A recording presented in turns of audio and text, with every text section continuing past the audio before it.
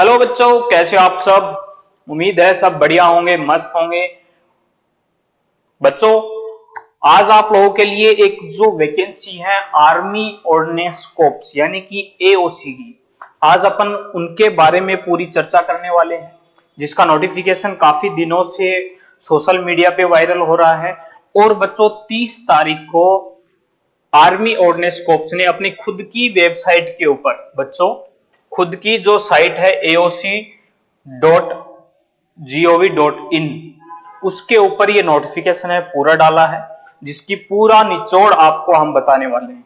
इसमें आपकी टोटल कितनी वैकेंसी है, इसमें आपकी क्या क्वालिफिकेशन चाहिए, इसमें आपके मतलब फिजिकल का प्रोसेस क्या रहने वाला है, सिलेक्शन का प्रोसेस क्या रहेगा, एज का प्रोसेस क्या रहेगा, और किस रीजन मतलब रीजन से आप फॉर्म में अप्लाई करें ताकि आपका सिलेक्शन बहुत जल्द हो जाए। ठीक है बच्चों, तो इन सब बातों के ऊपर अपन चर्चा करेंगे, तो वीडियो को अंत तक जरूर देखें बच्चों। सारी चीजें एक एक चीजें आपको मैं इस वीडियो के माध्यम से आपको बताने वाला हूं। ठीक है बच्चों, तो बच्चों बात करते हैं, ये जो नोटिफिकेशन है government of India ministry of defence के द्वारा जारी किया गया है।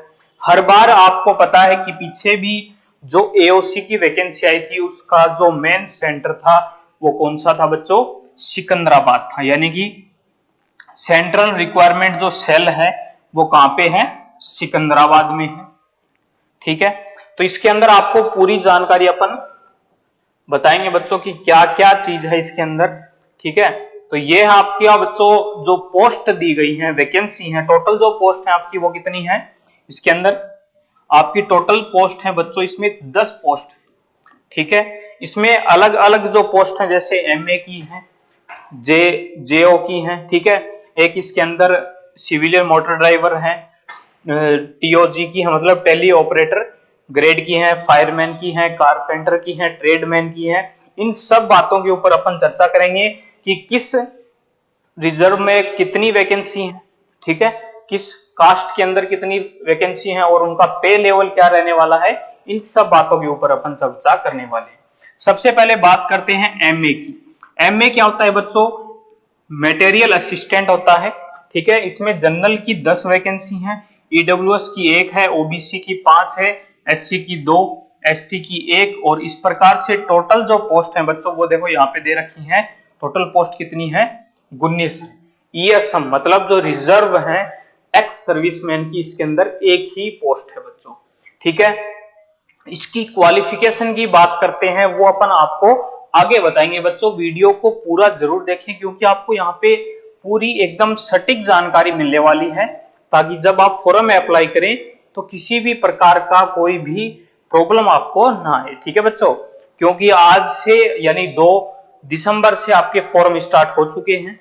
ठीक है, तो इसमें बच्चों टोटल पोस्ट कितनी है, 19 है। इसका जो पे लेवल रहेगा वो 5th रहेगा बच्चों। ठीक है, सैलरी कितनी रहेगी आपकी, 29,200 से लेकर के 92,300 रहेगी। मतलब सबसे बड़ी पोस्ट बच्चों एमए की है, मटेरियल असिस्टेंट की है। फिर बात करते हैं जूनियर ऑफिसर जेओए। इसके अंदर जनरल यूआर कैंडिडेट्स की बात करें तो 12 पोस्ट हैं, ईडब्ल्यूएस की 2 हैं, ओबीसी की 7 हैं, एससी की 4, एसटी की 2, और इस प्रकार से टोटल वैकेंसी कितनी है, 27 है। इसमें ईएसएम की 2 पोस्ट हैं बच्चों, और पीडब्ल्यूबीडी मतलब जो विकलांग कोटे से हैं उन बच्चों के लिए इसके अंदर एक पोस्ट है। ये लेवल 2 की भर्ती है, वैकेंसी है बच्चों। इसमें सैलरी का पैकेज कितना रहेगा, 19,900 से 63,200 आपका सैलरी रहने वाला है। फिर बात करते हैं सिविलियन मोटर ड्राइवर की। इसके अंदर यूआर की 3 वैकेंसी है, ओबीसी की 1 है। टोटल वैकेंसी बच्चों इसमें 4 है। लेवल 2 की ये भर्ती है, 19,900 से 63,200 इसमें आपकी सैलरी का पैकेज रहेगा। फिर बात करते हैं अपन टेली ऑपरेटर ग्रेड सेकंड की। इसमें बच्चों यूआर की 7 वैकेंसी है, ईडब्ल्यूएस की 1 है, ओबीसी की 3 है, एससी की 2 है, एसटी की 1 है, और इस प्रकार से टोटल जो वैकेंसी है वो कितनी है, 14 वैकेंसी है। और ईएसएम एक्स सर्विसमैन की 1 वैकेंसी है, लेवल 2 की भर्ती है बच्चों। वही सैलरी रहने वाली यहाँ पे 19,900 से 63,300 रुपए। ठीक है बच्चों, ये था बच्चों आपकी ये कुछ वैकेंसी है, 4 वैकेंसी जिनके बारे में आपको पूरी जानकारी यहाँ पे दी गई है। ठीक है, फिर बात करते हैं इसमें फायरमैन की बच्चों, क्योंकि काफी बच्चों ये कॉल आ रहे हैं कि सर फायरमैन के अंदर क्या क्वालिफिकेशन होनी चाहिए। सबसे बड़ा मुद्दा है बच्चों का कि फायरमैन और ट्रेडमैन के लिए ज्यादा कॉल आ रहे हैं बच्चों के, तो उन बच्चों के लिए मैं ये पूरा वीडियो बना रहा हूं जिसमें आपको पूरी जानकारी दी जाएगी। तो बच्चों वीडियो को लास्ट तक जरूर देखें। ठीक है, फायरमैन की बात करते हैं, इसमें यूआर की 102 वैकेंसी है बच्चों, सबसे ज्यादा वैकेंसी फायरमैन और ट्रेडमैन की है। ठीक है, इसमें बात करते हैं ईडब्ल्यूएस की 24 है, ओबीसी की 66 है, एससी की 37, एसटी की 18 और इस प्रकार से टोटल जो वैकेंसी बच्चों 247 वैकेंसी है। और एक्स सर्विसमैन जो डिपार्टमेंट है उनके जो रिजर्व कोटा है उनकी 24 है और जो विकलांग कोटे से उनकी 9 वैकेंसी है। ठीक है, इसमें सैलरी पैकेज वही रहने वाला है 19,900 से 63,200, लेवल 2 की ये भर्ती है बच्चों आपकी, है ना। फिर बात करते हैं कारपेंटर। कारपेंटर में बच्चों यूआर की 5 है, ईडब्ल्यूएस की कोई वैकेंसी नहीं है, ओबीसी के अंदर 1 वैकेंसी है। ठीक है, एससी की 1 है और इस प्रकार से टोटल वैकेंसी कारपेंटर की कितनी है बच्चों, 7 वैकेंसी है। और इसमें अपन बात भी करेंगे बच्चों आगे की जो क्वालिफिकेशन है वो क्या रहेगी, सभी की एक साथ आपको क्वालिफिकेशन भी आगे बताएंगे बच्चों कि रीजन वाइज भी आपको पूरी जानकारी देंगे कि किस रीजन में कितनी वैकेंसी है और किस रीजन से आप फॉर्म अप्लाई करें, ये सब जानकारी देने वाले हैं। पेंटर डेकोरेटर की है बच्चों, इसमें टोटल वैकेंसी कितनी है, 5 है, लेवल कौन सा रहने वाला है, 2 रहने वाला है। फिर बात करते हैं एमटीएस। एमटीएस की इसमें टोटल 11 वैकेंसी है और एक रिजर्व है जो एक्स सर्विसमैन है, 18,000 से लेकर के 56,900 लेवल फर्स्ट की ये भर्ती है बच्चों। सबसे बड़ी वैकेंसी है बच्चों ट्रेडमैन की, ट्रेडमैन के अंदर है। ठीक है, यूआर की 159 वैकेंसी है। ठीक है, ओबीसी की 38 है और सॉरी ईडब्ल्यूएस की 38 है, ओबीसी की 105 है, एससी की 58 है, 58 वैकेंसी है, एसटी की 29 है। तो बच्चों सबसे ज्यादा वैकेंसी किसके अंदर है, ट्रेडमैन के अंदर है 389 और फायरमैन के अंदर है 247। हर बार बच्चों एओसी है वो अपने पीछे 1100 के समथिंग वैकेंसी आई थी और हर बार वैकेंसी फायरमैन और ट्रेडमैन की ज्यादा निकलती है क्योंकि ये बंदे ज्यादा चाहिए होते हैं आर्मी ऑर्डिनेंस कोर्प्स के अंदर। क्योंकि आर्मी ऑर्डिनेंस कोर्प्स का क्या मतलब होता है, गोला बारूद जो जहां पे डिपो होते हैं उनमें इनको काम में लिया जाता है, इसलिए ये वैकेंसी ज्यादा अप्रूवल की जाती है। ठीक है बच्चों, ये लेवल फर्स्ट की भर्ती है, सैलरी 18,000 से लेकर के 56,900 आपकी इसमें सैलरी रहने वाली है। ठीक है बच्चों, ये थी पूरी बच्चों आपकी 10 वैकेंसी के बारे में पूरी जानकारी कैटेगरी वाइज। ठीक है, ये बच्चों आपका मेडिकल का प्रोसेस है वो अपन बाद में बताएंगे पूरी जानकारी आपको। ठीक है,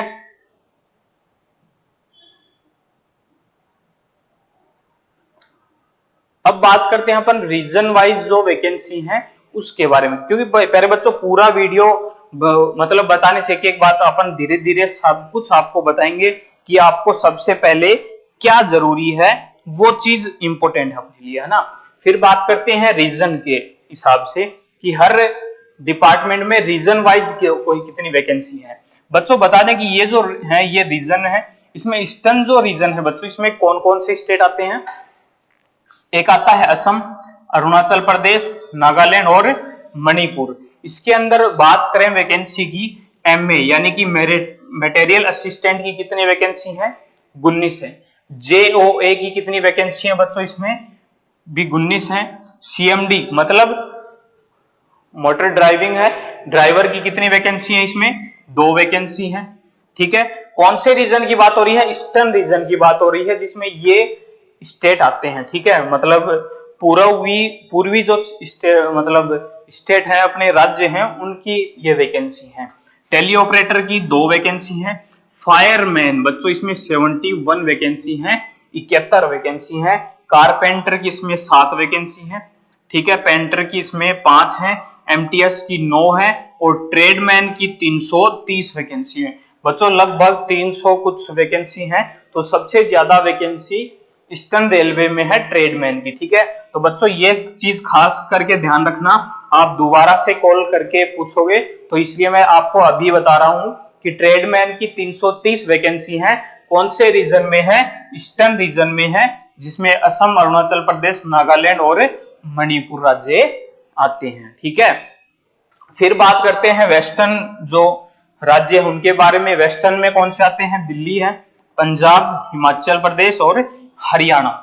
इनमें बच्चों दो ही डिपार्टमेंट की वैकेंसी है, एक तो है टेली ऑपरेटर, ठीक है, गार्ड सेकंड की 5 वैकेंसी है, और फायरमैन की बच्चों इसमें 46 वैकेंसी यानी कि 46 वैकेंसी है। ठीक है, तो और नॉर्थन की बात करते हैं बच्चों। नॉर्थन में कौन सा डिपार्टमेंट आ जाएगा? कौन सी स्टेट है? जम्मू एंड कश्मीर और लद्दाख क्षेत्र आता है। इसमें बच्चों आपकी जेओए की 3 वैकेंसी है, सीएमडी यानी ड्राइवर की 2 वैकेंसी है, ठीक है, टेली ऑपरेटर की 2 वैकेंसी है, फायरमैन की बच्चों इसमें 34 वैकेंसी है, एमटीएस की 1 है और ट्रेडमैन की इसमें 8 वैकेंसी है। ठीक है बच्चों, तो इस प्रकार से ये टोटल वैकेंसी है आपकी रीजन वाइज वैकेंसी है बच्चों। ठीक है, आपके हर डिपार्टमेंट के अनुसार और जो रीजन दे रखे हैं साउथ, ठीक है, ईस्ट वेस्ट नॉर्थ साउथ सभी रीजन के हिसाब से वैकेंसी की आपको पूरी जानकारी यहाँ पे दी जा रही है। साउथर्न की बात करते हैं बच्चों, मतलब साउथ के जो स्टेट हैं उनके बारे में। महाराष्ट्र, तेलंगाना और तमिलनाडु, ये 3 स्टेट हैं साउथर्न के अंदर। इसमें जेओए की 1 वैकेंसी है, टेली ऑपरेटर की 2 वैकेंसी है, फायरमैन की बात करें तो कितनी वैकेंसी है बच्चों? इसमें 47 वैकेंसी यानी कि 47 वैकेंसी है। फिर बात करते हैं एमटीएस की 1 है, ट्रेडमैन की बच्चों इसमें 40 वैकेंसी है। ठीक है, दूसरे नंबर पे सबसे ज्यादा वैकेंसी ट्रेडमैन की साउथर्न से है।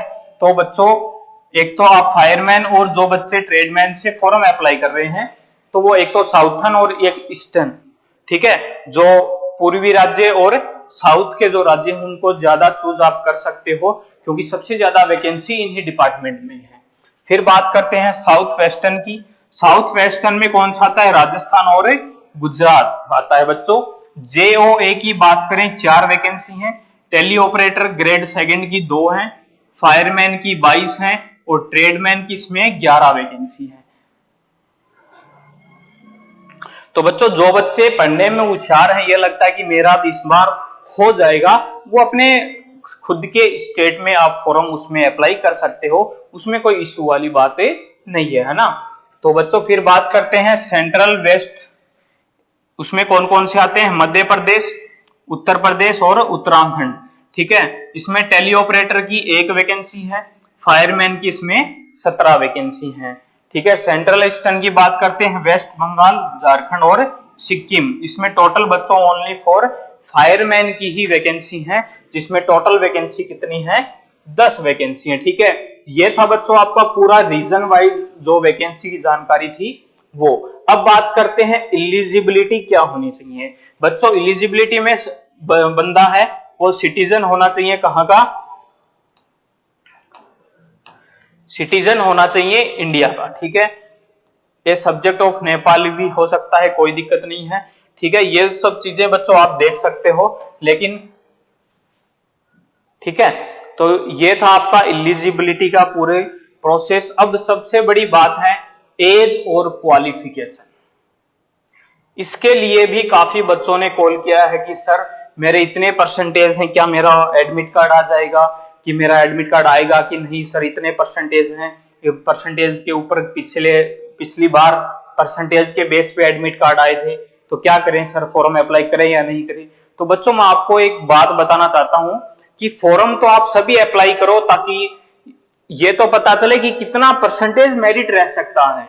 तो ये कहूंगा बच्चों कि 50 प्लस जिन बच्चों के नंबर हैं 50 प्लस परसेंट हैं, वो बच्चे सभी फॉर्म में अप्लाई करें मेरे हिसाब से, क्योंकि उन सभी बच्चों का एडमिट कार्ड है वो आने की संभावना है बच्चों पूर्ण तरीके से। तो आप कोशिश करें कि सभी बच्चे फॉर्म में अप्लाई करें, जो भी जितने भी 50% से प्लस नंबर हैं वो सब बच्चे फॉर्म में अप्लाई जरूर करें। ठीक है, अब सबसे बड़ी बात है बच्चों इसमें एज की और क्वालिफिकेशन की, ठीक है।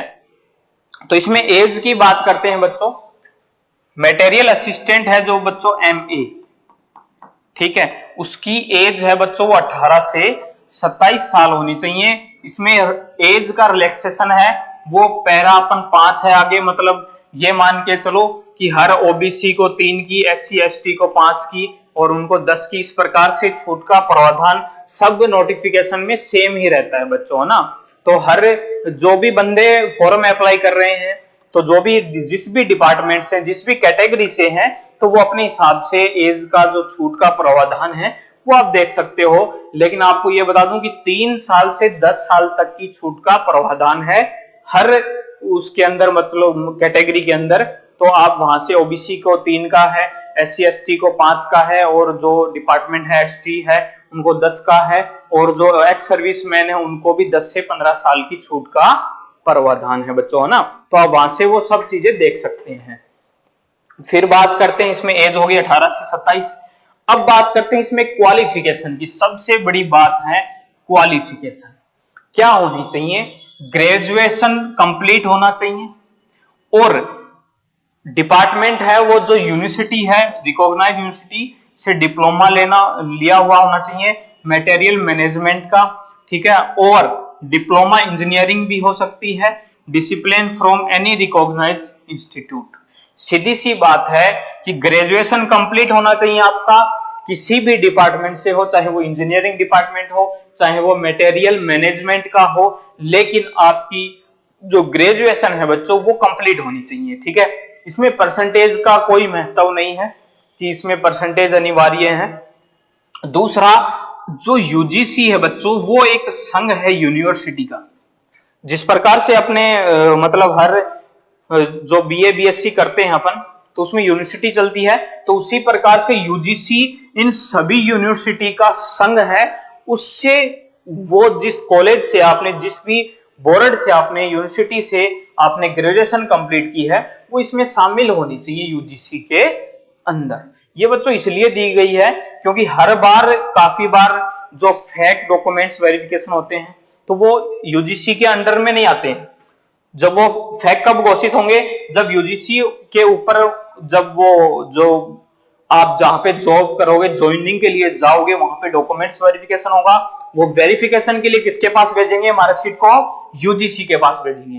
तो यूजीसी आपके डॉक्यूमेंट्स को वेरीफाई करेगा, तब आपका वहां पे डॉक्यूमेंट्स वेरिफिकेशन होके वहां पे सिलेक्शन होगा बच्चों, ठीक है। तो यूजीसी से वेरीफाइड होना चाहिए आपका सर्टिफिकेट, और यूनिवर्सिटी फेक नहीं होनी चाहिए, तो ही आपका सिलेक्शन होगा। आपका डॉक्यूमेंट्स वेरिफिकेशन होने के बाद आपका एमए के अंदर सिलेक्शन होगा, ठीक है बच्चों। तो ग्रेजुएशन होनी चाहिए, सीधी सी एक ही बात है, एमए के अंदर। फिर अपन बात करते हैं फिर बात करते हैं इसमें जेओए, ठीक है, जूनियर ऑफिस असिस्टेंट की बात करते हैं बच्चों, ठीक है, जेओए। इसमें आपकी एज है वो 18 से 25 साल होनी चाहिए, ठीक है। 12th पास होना चाहिए बच्चों from recognise board over university. यानी कि सीधी सी बात है कि अगर आपने राजस्थान से 12th पास की है तो आपका जो आरबीएससी बोर्ड है उससे वो वेरीफाइड होनी चाहिए, जो मार्कशीट है आपकी उसके बारे में। जेओए के अंदर ओनली 12th पास मांग रखा है। और सेकंड स्टेप है बच्चों आपकी टाइपिंग स्पीड होनी चाहिए, इंग्लिश के अंदर 35 वर्ड पर मिनट होनी चाहिए, और हिंदी के अंदर आपकी 30 वर्ड पर मिनट होनी चाहिए। जेओए जूनियर ऑफिस असिस्टेंट की वैकेंसी है बच्चों ये, ठीक है। फिर बात करते हैं सिविल मोटर ड्राइवर की। सीधी सी बात है, ड्राइविंग आ गई तो ये मानो उसमें लाइसेंस तो मांगे ही मांगेंगे, ठीक है। तो इसमें मैट्रिकुलेशन मतलब 10th पास होना चाहिए। क्या होना चाहिए बच्चों, 10th पास होना चाहिए, और सिविलियन ड्राइविंग लाइसेंस होना चाहिए, और वो भी कौन सा, हैवी व्हीकल होना चाहिए। 2 ईयर एक्सपीरियंस, यानी कि 2 साल का आपको एक्सपीरियंस भी होना चाहिए गाड़ी चलाने का, ठीक है। तो आप इसके अंदर सिविलियन मोटर ड्राइवर के अंदर फॉर्म अप्लाई कर सकते हो, और एज आपकी 18 से 27 साल होनी चाहिए, 10th पास, और हैवी व्हीकल लाइसेंस होना चाहिए, 2 साल का आपके पास एक्सपीरियंस होना चाहिए। फिर बात करते हैं टेली ऑपरेटर ग्रेड सेकंड के बारे में। इसमें आपकी एज है वो 18 से 25 साल होनी चाहिए, ठीक है। 10th प्लस 2 यानी कि 12th पास होना चाहिए, लेकिन इसमें एक अनिवार्यता रखी गई है क्या, कि इंग्लिश इसमें आपके लिए कंपलसरी होना चाहिए। ठीक है, मतलब इंग्लिश है वो आपके कंपलसरी सब्जेक्ट होना चाहिए 10th के अंदर, सॉरी 12th के अंदर। प्रोफेशनल हैंडलिंग पीबीएक्स बोर्ड, ठीक है, प्रोफिशिएंसी होनी चाहिए हैंडलिंग पीबीएक्स बोर्ड के द्वारा बच्चों। फिर एक दिया गया है नीचे स्पोकन इंग्लिश, इंग्लिश बोलनी अभी आपको आनी चाहिए। कौन से डिपार्टमेंट में, टेली ऑपरेटर ग्रेड सेकंड में 18 से 25 साल एज होनी चाहिए, 12th पास होना चाहिए, और इंग्लिश कंपलसरी सब्जेक्ट है आपका बच्चों, और इंग्लिश भी आपको स्पोकन यानी कि बोलना आना चाहिए बच्चों। ठीक है, यह था आपका पूरा टेली ऑपरेटर के बारे में पूरी जानकारी। फिर बात करते हैं अपन फायरमैन के बारे में। ठीक है बच्चों, पोस्ट कौन सी है, फायरमैन। ठीक है, फायरमैन के अंदर आपका बच्चों, फायरमैन के अंदर आपकी एज है वो 18 से 25 साल आपकी एज होनी चाहिए, और मैट्रिकुलेशन पास यानी कि सीधी सी बात है कि 10th पास होना चाहिए।